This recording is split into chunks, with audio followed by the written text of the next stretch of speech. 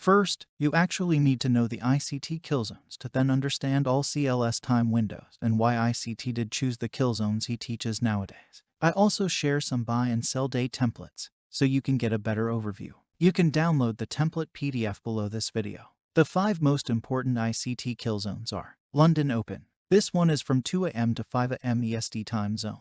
London Open can create the high or low of the day. The sweet spot is 3 a.m. London Lunch. This one is from 5 a.m. 7 a.m. It normally consolidates or retraces, but reversal or continuation can happen. New York Open Kill Zone. 7 a.m. to 10 a.m. It normally provides continuation or reversal. The sweet spot is 9 a.m. London Close Kill Zone. 10 a.m. to 12 p.m. This is for profit-taking purposes, and it also can create the high or low of the day. Asian Range. That one is from 8 p.m. 12 a.m. In this kill zone, currencies like New Zealand dollar, Australian dollar and JPY are more volatile. There is also a CBDR range and a flout range. CBDR is from 4 p.m. EST to 8 p.m. EST. Flout is CBDR and Asian combined. So, from 4 p.m. to 12 a.m., 8 hours in duration. You also should know the daily bias, how to determine it, knowing the draw on liquidity, and also bullish and bearish institutional order flow and clean highs and lows. These topics are easily found on the ICT YouTube channel.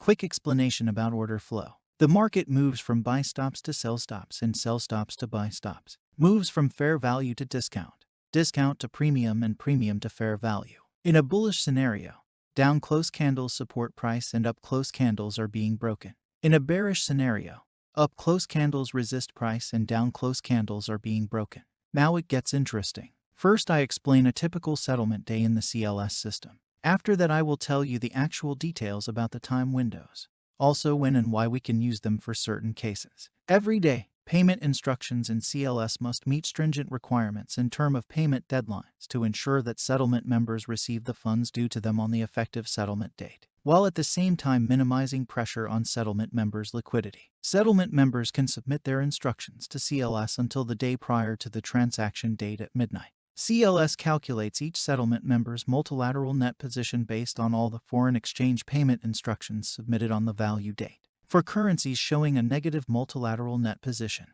the settlement member is required to make payments or pay-ins. CLS produces an initial pay-in schedule that can be modified by members bilaterally until 6:30 a.m. on the settlement date. Between midnight and 6:30 a.m., settlement members can bilaterally submit additional instructions or cancel instructions submitted previously. These transactions essentially serve to reduce the amounts of pays-ins featuring in the initial payment schedule via in-out swaps. CLS disseminates the final pay-in schedule to settlement members at 6:30 a.m., stating the minimum amount that settlement members must pay in each currency at a stated time, so that all payment instructions can be settled before 9 a.m. The system starts to call for funds at 7 a.m. This process ends at 12 p.m. Settlement members begin to settle their debit positions via pay-ins, and, as soon as there is sufficient liquidity and the risk tests have been successfully completed, CLS settles the credit positions via payouts. There is no set schedule for payouts,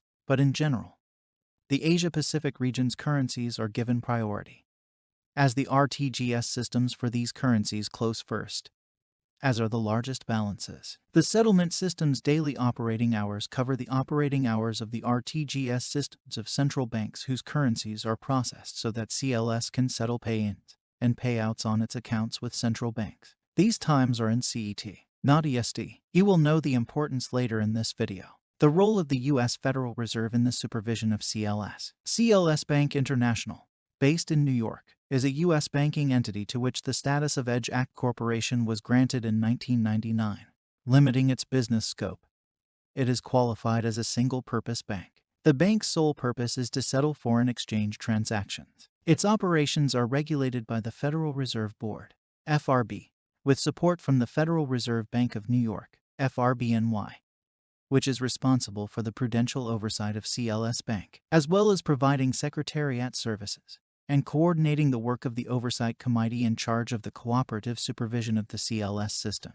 Given its international scale and role in handling many currencies, the CLS system is subject to cooperative oversight governed by an agreement between a number of central banks, including those of the G10 countries, together with other central banks whose currencies are processed by CLS. The Federal Reserve, as the lead overseer, coordinates this oversight. The purpose of the cooperation arrangement is to enable the central banks involved to participate in the system's oversight so as to ensure its safety and efficiency. Under this arrangement, the central banks ensure that CLS complies with standards applicable to payment systems and market infrastructures, as well as examining changes proposed by the operator to assess their potential impact on the system's rules, operating conditions, and, in particular, its risk profile. The Oversight Committee, under the aegis of the Federal Reserve Bank of New York, which includes the signatory central banks, oversees this cooperation.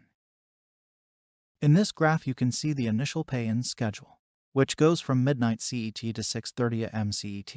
In EST it is 6 p.m. to 12:30 am. This is actually the real Asian kill zone. ICT teaches 8 p.m. to midnight EST.